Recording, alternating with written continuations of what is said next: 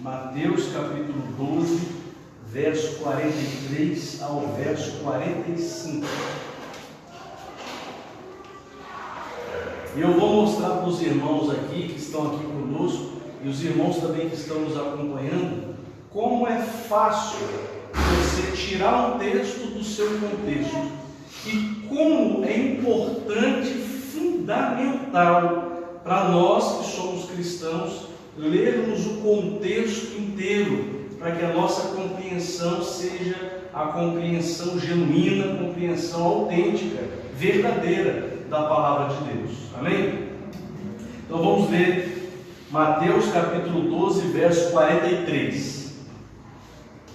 Quando o espírito imundo sai de uma pessoa, anda por lugares áridos, procurando repouso, porém não encontra. Por isso diz: voltarei para minha casa, de onde saí. Voltando, ele a encontra vazia, varrida e arrumada. Então vai e leva consigo outros 7 espíritos piores do que ele, e entrando habitam ali. E o último estado daquela pessoa se torna pior do que o primeiro.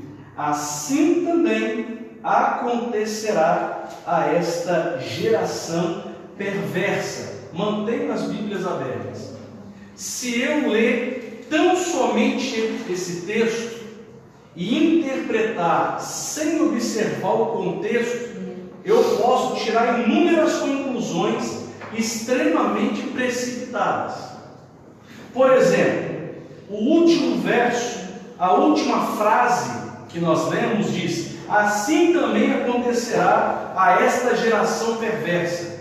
E eu posso dizer que a geração é a nossa geração do século 21 que nós estamos aqui, se eu só olhar o texto sem o contexto. Agora, se eu analisar o contexto, eu vou entender quem é essa geração perversa e por que Jesus ele fala a respeito desses versos aqui que nós lemos. Então agora eu convido os irmãos a participar da leitura, mesmo capítulo 12 de Mateus, só que agora a gente vai um pouquinho antes, no verso 38. E vamos ler até o verso 45 novamente.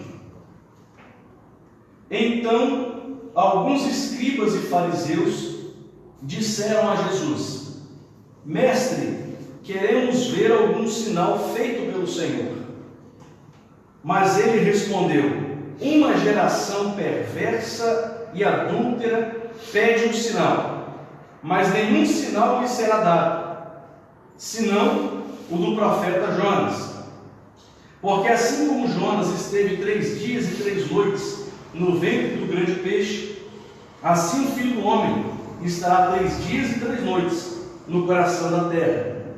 Ninivitas se levantarão no juízo com esta geração e a condenarão, porque se arrependeram com a pregação de Jonas. E aqui está quem é maior do que Jonas. A rainha do sul, a rainha de Sabá, se levantará no juízo com esta geração e a condenará, porque veio dos confins da terra para ouvir a sabedoria de Salomão. E aqui está quem é maior do que Salomão. Agora o texto que nós lemos. Quando o espírito imundo sai de uma pessoa, anda por lugares áridos procurando repouso, porém não encontra. Por isso diz: voltarei para minha casa de onde saí. E voltando, ele a encontra vazia, varrida e arrumada. Então vai e leva consigo outros 7 espíritos piores do que ele, e entrando habitam ali. E o último estado daquela pessoa se torna pior do que o primeiro. Assim também acontecerá a esta geração. Ora, Jesus ele estava operando grandes sinais, maravilhas extraordinárias no meio de Israel. Enfermos eram curados, aqueles que estavam possessos, endemoniados eram libertos, milagres miraculosos, grandiosos, maravilhosos aos olhos humanos aconteciam no seio de Israel. Tudo isso estava acontecendo ali. E diante disso, Israel estava tendo o grande privilégio de receber entre eles o Messias, o Cristo, o Filho de Deus. Jesus Cristo estava no meio deles, operando sinais, maravilhas, algo extraordinário, maravilhoso estava acontecendo ali. Então os escribas e fariseus, eles disseram a Jesus: Mestre, queremos ver algum sinal feito pelo Senhor. E essa frase que foi dita pelos escribas e pelos fariseus não foi a primeira vez que ela foi dita nas Escrituras. Ela já foi repetida inúmeras vezes. E nós vamos trazer aqui 2 exemplos que resumem praticamente todas as vezes que um sinal foi pedido para Cristo, quando ele estava aqui na terra. Então Jesus, um exemplo desse pedido: Jesus tinha acabado de multiplicar 5 pães e 2 peixes para aproximadamente 5.000 pessoas. E essas pessoas, depois que Jesus multiplicou os pães e os peixes, eles dormiram. Jesus estava ali naquele local, dormiu. Quando o dia amanheceu, Jesus havia se retirado daquele local, pegou um barco e se afastou, foi para uma outra terra. Eles levantaram aquela multidão inteira, não viram Jesus e procuraram saber onde Jesus foi. Cadê Jesus? Onde ele está? Subiram nos barcos também, foram atrás de Jesus. Quando chegaram diante de Jesus, eles disseram o seguinte: que sinais o Senhor fará para que vejamos e creiamos no Senhor? Que o Senhor pode fazer? Aí Jesus disse para eles assim: vocês estão me seguindo e estão pedindo sinais porque vocês querem pão, mas vocês precisam trabalhar para vocês comerem pão. Vocês querem receber de Cristo, do Filho do Homem, vocês querem receber de Deus o pão cotidiano de vocês, mas vocês precisam trabalhar, se esforçar para que vocês tenham pão cotidiano. Aquele que não trabalha, não come também. Então Jesus admoestou eles, e eles falaram: mas Senhor, continua operando sinais, continua operando milagres, porque lá no passado Moisés fez com que o maná caísse do céu, e o povo todo se alimentou. E Jesus disse para eles: todo o povo se alimentou de um maná que não foi Moisés que enviou, Deus enviou aquele maná. E mesmo assim, todos eles pereceram no deserto e não entraram na terra prometida. E Cristo então tira os olhos daquela multidão dos bens materiais, do pão cotidiano, daquilo que alimenta o ser deles, o ventre deles, aquilo que é material, e faz com que eles passem a olhar para Deus. E Jesus olha para todos eles e diz: eu sou o pão da vida. Se vocês comerem desse pão, vocês jamais terão fome. Agora, se vocês continuarem comendo desse pão cotidiano, desse pão que perece, vocês vão continuar tendo fome todos os dias. O que Jesus estava dizendo? Ele não estava dizendo que Deus não ia abençoar a nossa vida cotidiana. Ele não estava dizendo que Deus não ia abrir as portas de emprego, que Deus não ia sustentar os seus servos, que Deus não ia suprir as nossas necessidades, mas ele estava tirando do trono do coração daquelas pessoas um Cristo falso, um Messias falso, porque todo Israel não esperava Jesus Cristo para uma vida no porvir. Eles esperavam Jesus Cristo para que Cristo fosse o Salvador e libertador deles em relação à vida deles material, porque Israel era cativo de Roma. Israel estava dominado por Roma. O que eles queriam então? Um Messias que prosperasse materialmente aquele reino visível e material que eles estavam ali vendo. E Jesus diz: o meu reino não é deste mundo. O meu reino não é deste mundo. A todo instante, meus irmãos, A palavra de Deus, ela faz com que os nossos olhos saiam da terra e se levantem para ficar fixos no céu. Nós não temos que olhar para esta terra, nós não temos que desejar aquilo que é dessa terra, porque tudo isso aqui é efêmero e passageiro. Mas Cristo faz com que os nossos olhos sejam elevados para olhar aquilo que é um tesouro que jamais passará. Por isso a palavra diz que céus e terra passarão, todas essas coisas vão passar, mas a palavra do Senhor jamais passará. Então, quando Cristo fala, vocês precisam trabalhar, o que ele estava dizendo? Quando o homem trabalha, quando o homem sua a camisa, Deus vai abençoar e nada vai faltar para eles. Podem trabalhar, Deus vai sustentar vocês, Deus vai ajudar vocês, mas o pedestal maior do coração, o trono central do coração de vocês, não tem que ser esta vida. O coração de vocês deve ter um Cristo genuíno, autêntico e verdadeiro, entronizado. E esse Cristo não veio tão somente para resolver esses problemas aqui, apesar de que ele resolve, abençoa e estende a mão. Mas o principal motivo que ele veio é para salvar o homem e levar o homem para o paraíso, para a glória de Deus. Então, o primeiro momento que eles pediram o sinal foi para isso: Senhor, alimenta a nossa vida aqui.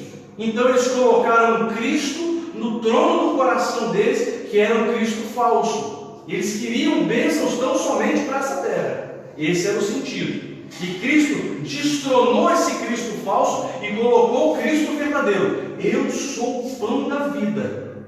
Nem só de pão cotidiano, terreno, viverá o homem, mas de toda palavra que sai da boca de Deus viverá. Então, o primeiro lugar do nosso coração é: buscai o reino de Deus e a sua justiça. E as demais coisas, que demais coisas são essas? Comida e vestimento. As demais coisas o Senhor vai acrescentar. Trabalha, cuide da sua vida do dia a dia, do cotidiano, porque Deus não vai te desamparar. Mas em primeiro lugar no nosso coração, o reino de Deus.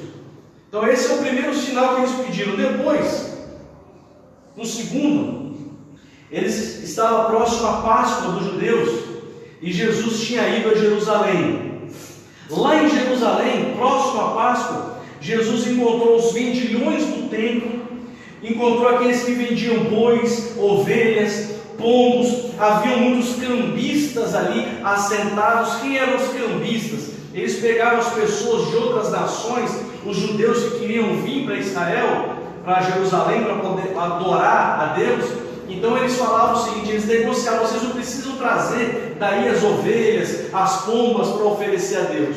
Eu vou intermediar essa negociação para ganhar dinheiro.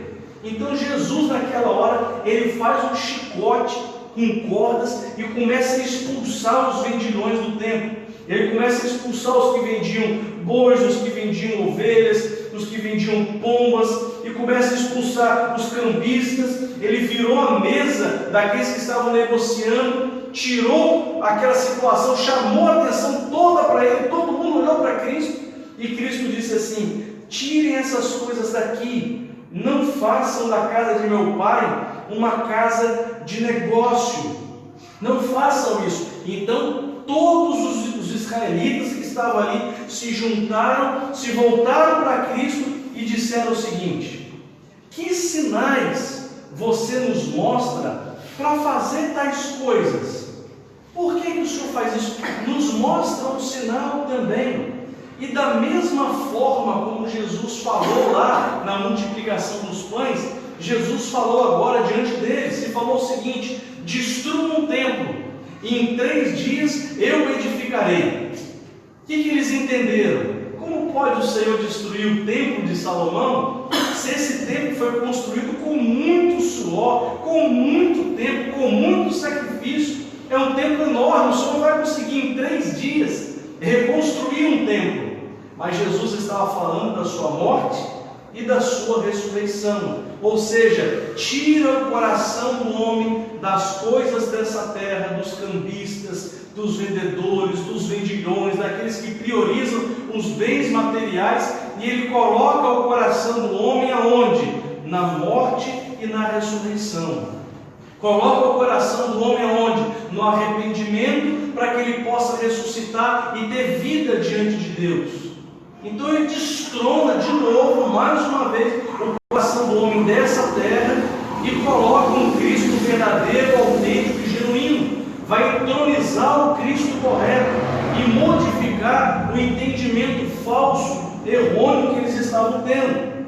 Agora, retornando ao texto que nós lemos, os escribas e fariseus disseram a Jesus: Mestre, queremos ver algum sinal feito pelo Senhor. Mais uma vez. Por que eles estavam falando isso? Porque eles queriam sinais, queriam ver os milagres, queriam ver as operações, tão somente para essa vida, da mesma forma. A mesma coisa se repete. Então Jesus responde de forma dura, direta, para essa geração que pede sinais.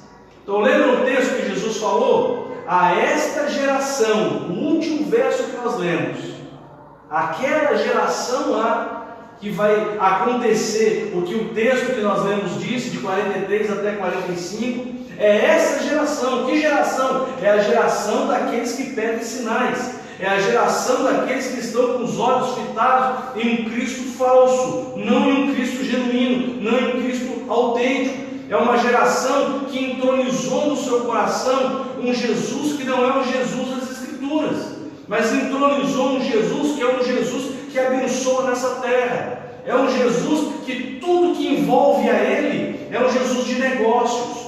Tudo vai ser negócio, a casa do Pai vai ser negócio. Eu vou aproveitar o nome de Jesus para ganhar dinheiro. Eu vou aproveitar o nome de Jesus para prosperar aqui nessa terra. Eu vou aproveitar o nome de Jesus para sair da situação que eu me encontro. Tudo que eles estavam colocando era um Cristo tão somente para essa terra.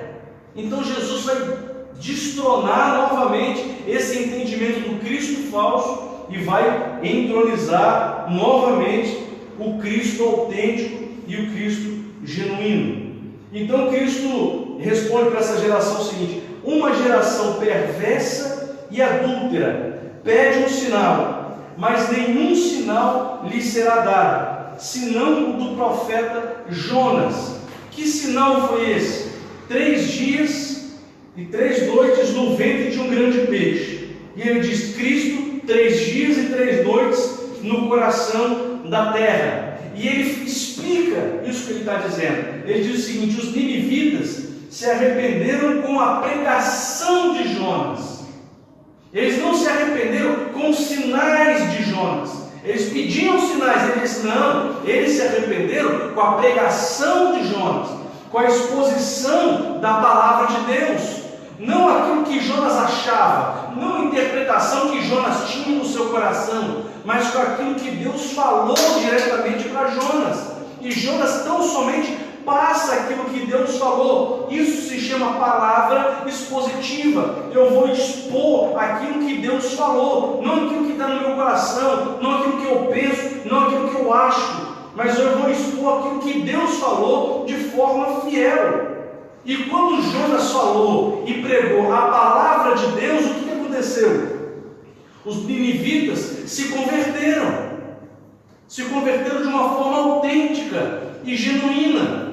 E os fariseus e os escribas, que estavam pedindo sinais, que entronizaram Cristo falso no seu coração, exteriormente eles eram de boa aparência, pareciam ser servos de Deus, estavam ali com vestes, estavam entrando no templo, eles estavam falando: ó Deus Altíssimo, Senhor, Senhor, estavam lá no templo.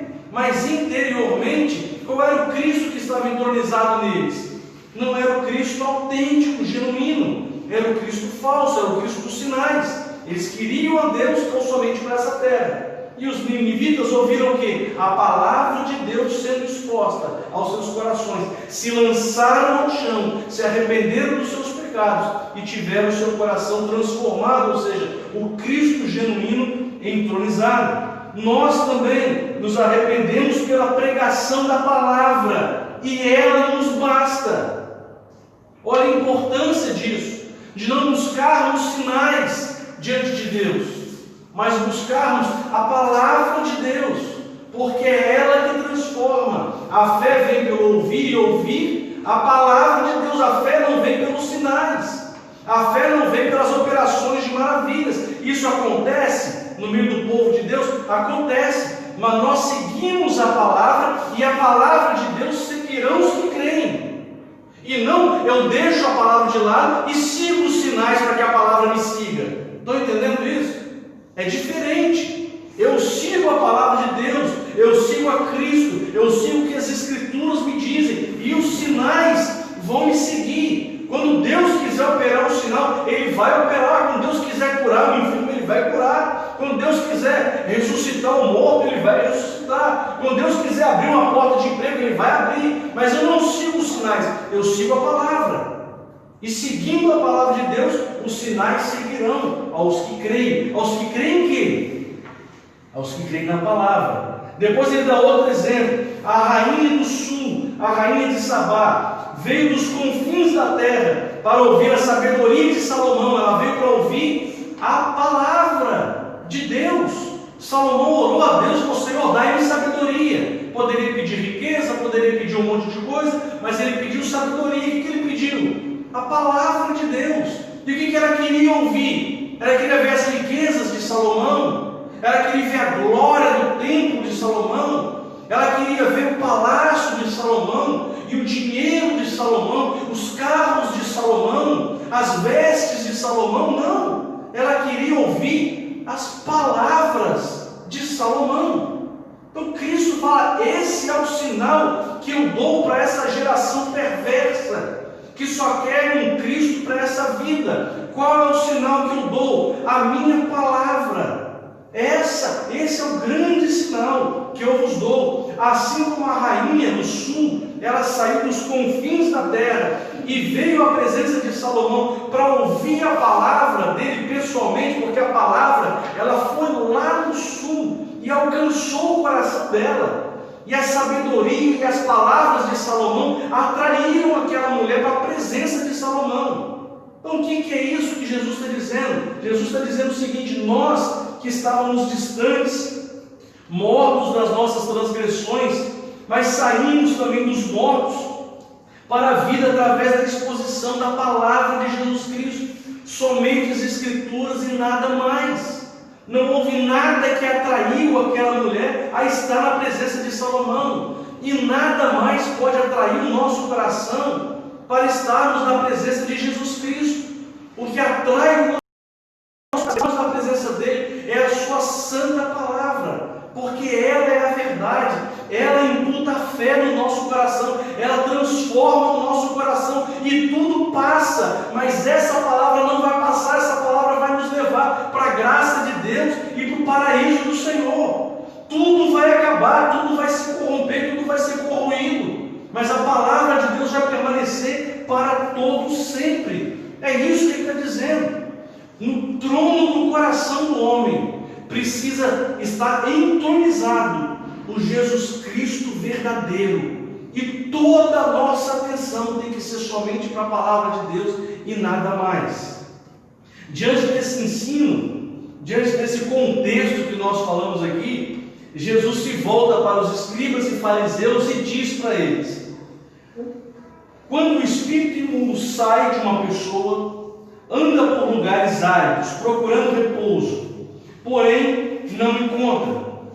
Por isso diz: voltarei para minha casa de onde saí. E voltando, ele a encontra vazia, varrida e arrumada. Então vai e leva consigo outros 7 espíritos piores do que ele, e entrando habitam ali. E o último estado daquela pessoa se torna pior do que o primeiro. Assim também acontecerá a esta geração.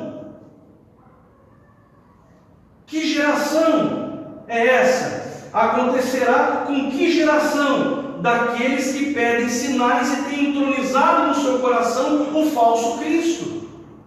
O que vai acontecer com eles? Eles buscam a Deus para satisfazer os seus caprichos. querem pão, querem multiplicação de pães, querem respostas terrenas. São vendilhões do templo, os cães gulosos, os falsos mestres, os seus discípulos, também os discípulos dos falsos mestres, são tão egoístas quanto eles, porque só querem um Deus para essa terra, para essa vida.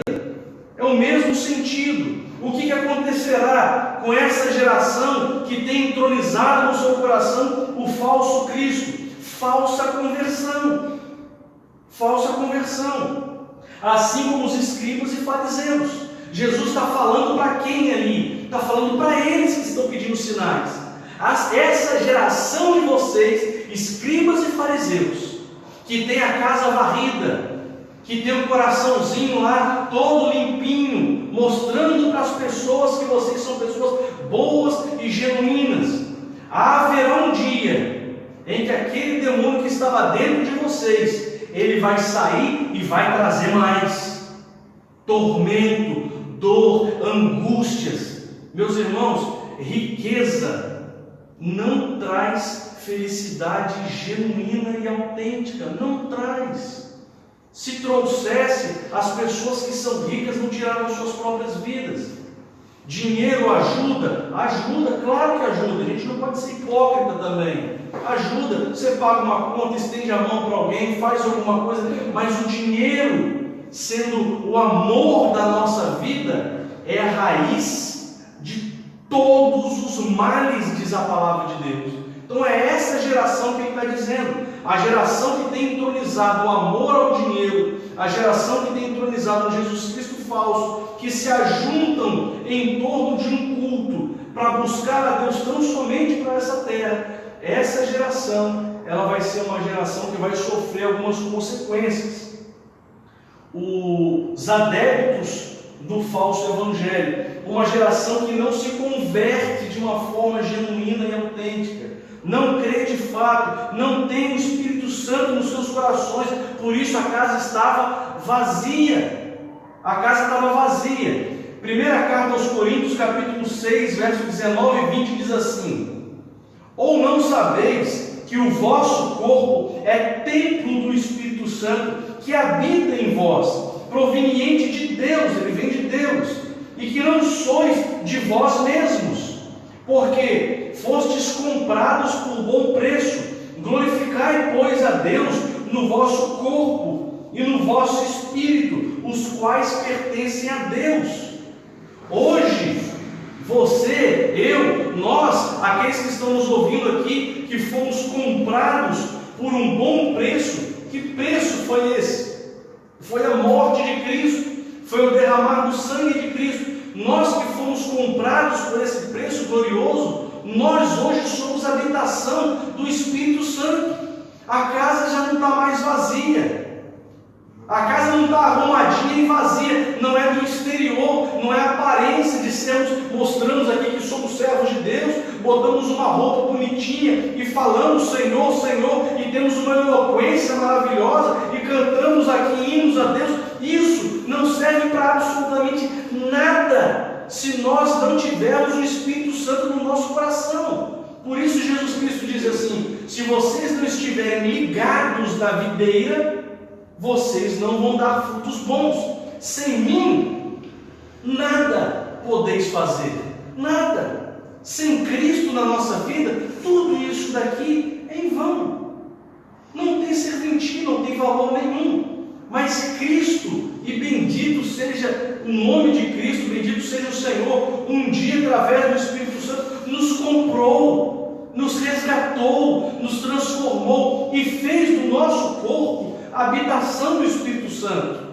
Efésios capítulo 1, verso 13 e 14, diz assim, para terminar a mensagem: nele também vós, depois que ouviram a palavra da verdade, sinais, algo para essa terra, experiências marcantes que eu tive com Deus? Não. Depois que vocês ouviram a palavra, e não é qualquer palavra, é a palavra da verdade, o evangelho da salvação, não é o evangelho da prosperidade, não é o evangelho para essa vida. Depois que vocês ouviram a palavra da verdade e o evangelho da salvação, tendo também crido, natureza. O Espírito Santo selou o nosso coração. O Espírito é o penhor da nossa herança. O penhor da nossa herança até quando? Até o dia que eu desejar não receber mais o Senhor no meu coração e tirar o Espírito Santo e a minha casa ficar vazia? Não, olha o que o texto diz: até o resgate da sua propriedade em louvor e glória. Por isso, eu e você, nós não somos mais propriedades nossa. Ele nos comprou, somos propriedades dele. Ele nos comprou, Ele nos resgatou, Ele comprou os seus eleitos, Ele comprou a sua igreja, e quando Ele comprou, Ele trouxe para si e selou a igreja com o Espírito Santo. E agora, com esse selo do Espírito Santo, nós temos o penhor, a garantia. Que garantia é essa? Que nós somos templos do Espírito Santo, até o dia em que Jesus Cristo voltar nas nuvens, de forma visível, e nos arrebatar para a sua glória. É isso que ele está dizendo. Por isso, o que a palavra de Deus traz ao nosso coração? Um alerta, para que nós não sejamos a geração daqueles que vão entronizar um Cristo falso no seu coração, mas que nós sejamos a geração que vai entronizar o Cristo verdadeiro, para louvor e glória do nome dele. Não importa se somos 2, 3, 4, 10, 1000, não importa. Em um certo momento Eliseu pensou que ele estivesse sozinho, e aquele sentimento de achar que ele estava sozinho, que ele era pouca gente, trouxe tristeza ao seu coração. E Eliseu se colocou debaixo de uma árvore e dormiu. Ficou angustiado, ficou triste no seu coração, porque ele pensou que ele estava sozinho. Então Deus enviou um anjo naquele momento, acordou, tocou em Elias, e naquele momento ali o anjo disse: Elias, levanta-te, toma água e pão, come, porque muito longo te é o caminho. E ele, pensando que estava sozinho de novo, comeu, bebeu e deitou de novo debaixo daquela árvore, e continuou ali cansado. O anjo tocou nele de novo e falou: come novamente, bebe de novo, levanta-te, porque muito comprido é o seu caminho.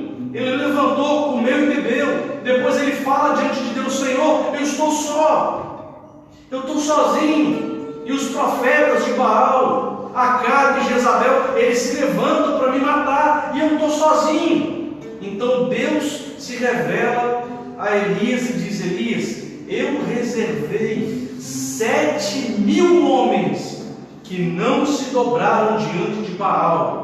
E isso trouxe alegria e alento ao coração dele.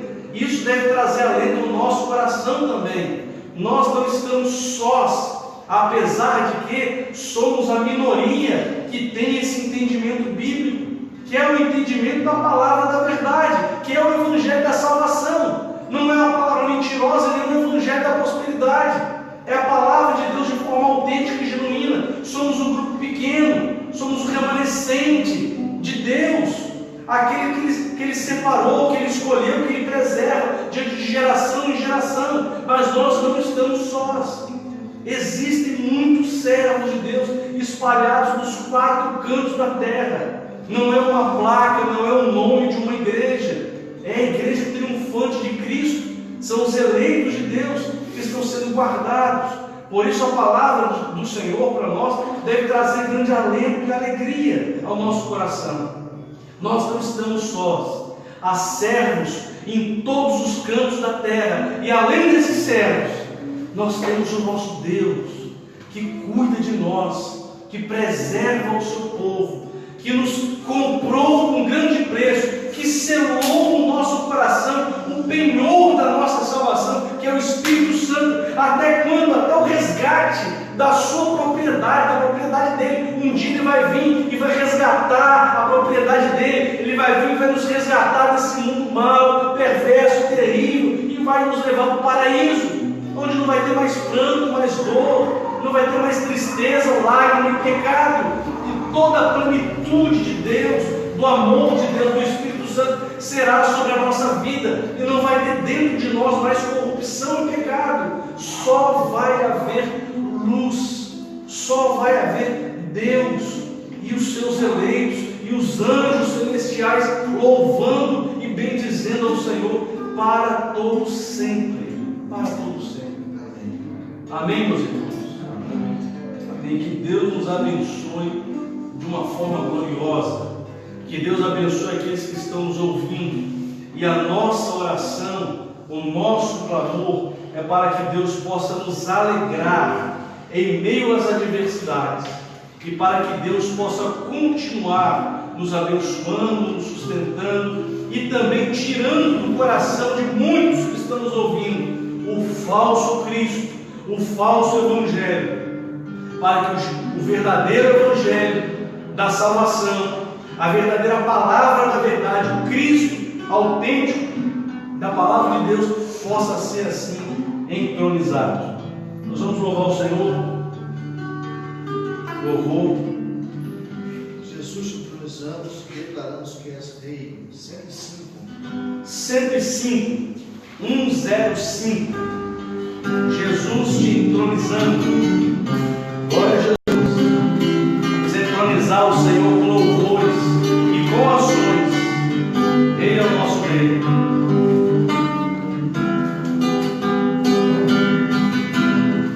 Ele está no meio de nós.